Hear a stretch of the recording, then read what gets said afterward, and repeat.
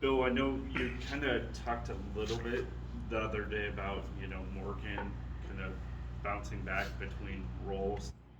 What's it say about her that she's not only accepted that, but really stuck it out? Because, especially in this day and age, it seems like a lot of people aren't willing to do that. No, I think that probably hits on it. Hits right to its core right there. Most people aren't willing to do that. In a culture that is completely me over we, she's just the opposite. She has embraced what we're about, the we over me mentality. And I think I said this the other day. I think it's a skill to show up to work every day, and to show up to work every day, not really knowing what that day will bring for you personally.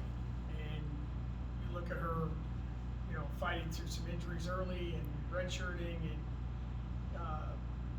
starting and coming off the bench, and it's just, to her credit, it's been every day. Whatever you need, whatever the team needs, that's what she does. And I think that's a tribute to her, and certainly how she was raised. And I don't think it's an accident when she makes a play in a game. There seems to be a little higher level of energy from the bench and her teammates, and I think that speaks volumes to what they think of Mo and what how they feel that she's contributing to our team. Just two things with her. One, I think she's technically got another year with COVID. Or those discussions you've even had. I know it looked like she celebrated. She's part of the senior day festivities. And I was also kind of wondering, when you brought Stephanie in, is that conversation? Do you go out of your way to have a conversation with Morgan because she had that spot and is essentially Right. kind of passing it up. Right. The second question, yeah, we talked to her about it, the role on the team. She, again, whatever it takes. We didn't know exactly what we had in Steph. We had an idea, and we knew that Mo's role, or whatever, however you want to put it, would change some. And then as far as the red shirt, yeah, she could, but she's made the decision to move on. We had that discussion, same thing with Maggie. We had that discussion at the beginning of the year, and for a lot of different reasons. I think Mo's got a very set academic track that she wants to continue to grow on, and so I think she'll be done after the season. Her and Maggie. Yes. Senior night 2.0 for Ashley Joens. How, ask you to reflect, I don't want to take the 30 minutes to ask you to reflect on her career, but for this to truly be it in a couple days for her, how would you put into words, I guess, what she's meant? That might take 30 minutes, but no, it's hard because what she's done individually. I've said she's gonna have to have an extra room in her house or apartment wherever she lives for all the awards that she's gotten. She's someone, again, I think she's missed 2 practices, 3 in 5 years. She shows up, she works hard, she's never complained about anything. She's done everything that we've asked her to do. She's ultra skilled and will have records that will never be touched. Combination of great player and an extra year, but it's been a great. I mean, her numbers, the team success, everything you want. She's a great student. She's exactly what you want, or what you were hoping for when she came here, and she's from our state, and just an amazing representative of our university, let alone our basketball program. Bill, Danae on Wednesday. Getting my week messed up here. But career high 26 points out of her. What have you seen from her growth just through the season? No, Danae was tremendous last night. She's a kid that we've been saying over and over is skilled. She's tough-minded. She's not afraid of the moment. I do think that at times we, meaning me mainly, forget that she is a freshman, and not just a freshman, but someone that really missed not just last season but all summer.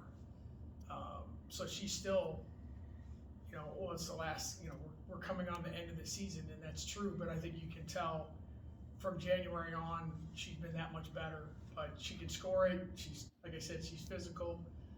She's a willing defender. She's going to be a really, really good player in this league. And I think to her credit, too, the last thing I'd say on that is she's playing against a lot of older kids. I mean, this league is really old. And every night she lines up, she's playing against a lot of kids that are 4th and 5th year of college. And, there's not many freshmen contributing at the level that Nay is. And I think she'll just get better and better. Do you have any other updates when it comes to seniors and where I know there's some open-ended stuff, especially with Stephanie too? Yeah, no, we will file, or I think we may have already filed. I don't know. I know we were in the process of filing a waiver to the NCAA for Steph. She wants to come back, so we did file that for her. And now we're waiting to see. The issue with Steph is sometimes the NCAA works on their own timeline. We need to have it a little more expedited. Our compliance office, our medical staff did a phenomenal job getting it together because the WNBA draft is in early April. So we have to have a lot of things done here in the next couple of weeks. So I would imagine by the end of March for sure. I think she has to declare for the draft 10 days before. Something like that. It's kind of a moving target. But the waiver's been filed, and we will know by the end of March, and whatever happens, we'll make a decision from there. But she wants to come back. She asked us to file the waiver, Cool. And I think she'd like to come back. The thing with me, Tommy, I just want to make sure of whatever happens, we need to monitor her rehab, and when the season ends and then the school year ends, that's right in the middle of a critical part of her rehab. So my main concern is that everyone involved understands that needs to be done and done right. And we'll do it right here. We just got to make sure that, and again, I have no idea how all that works. If she is drafted, we haven't got to that point, but that's my main concern is that we have all of that stuff lined up in order so that whatever the decision is, that because she's got a lot of basketball ahead of her, a lot of great basketball ahead of her. So we have to do our part. We're ready to go. It's just we got to be told what we can and can't do. How would you, I thought it was interesting how you mentioned Maggie, but it seems like Maggie is another person that's just been through a lot during her career. Just how would you describe just that adversity she's constantly Yeah, faced over the years? I don't know. It's not exactly the same as Mo, but it's similar. I mean, it's kind of been some really, really great moments and some struggles, physically, role changes, all that stuff. It's a very similar career path. And you look at our senior class, it's all the 5 that are out, that they're seniors they're completely different. How they got here, how long they've been here. But I just walked in the locker room and we have a board that lists all the senior classes when they graduated. And you look at those names and you're like, they did a lot of stuff here. Well, this group did as well. All of them very different. The Ashley Joens is 5 years of dramatic and huge contribution, and someone like Steph in a very different way, but really not less important in the eyes of their teammates and coaches. So it's hard to believe it's here, but it's sadness on one hand, but it's truly a celebration on the other of the contributions that they made to our team and to our school. Speaking on Danae a little bit, she was one of the players that you called on after Stephanie got injured to up her production. Can you just talk about how she responded to that and how she's played from that moment on through the rest of the season? No, she's responded great. I mean, Danae's not afraid of anything. She just, you challenge her, she kind of challenges you back sometimes, and that's a good thing. And I think I've said this many times, but I think we're at that point where even when Steph was playing, we challenged her, and, you're not the 5th option, you're one of the 5 options. And I think there's a given night, like last night, it was like, well, Ash and myself are gonna have to carry this team tonight. And that mentality has always been in her, but when you're a freshman and you're kind of feeling your way with kids that have already played a lot, you might step back. But she's a fun kid to coach. She's a fun kid to be around. She loves the game, and like I said, I think last night was an example of, certainly she's not going to go out and get 26 every night, but you know she's capable of putting up some really big numbers. With some years ahead of her, can you kind of predict what kind of role you'll feel like she'll have on teams as she becomes the older veteran player? Yeah, she can become one of the better players we've had here. I really believe it. She's got the it factor. She's got an edge to her. She competes. She's physically strong. She's a good athlete. She's ultra skilled. You know, all the things that you want in this league to be a great player, Danae's got them. She does.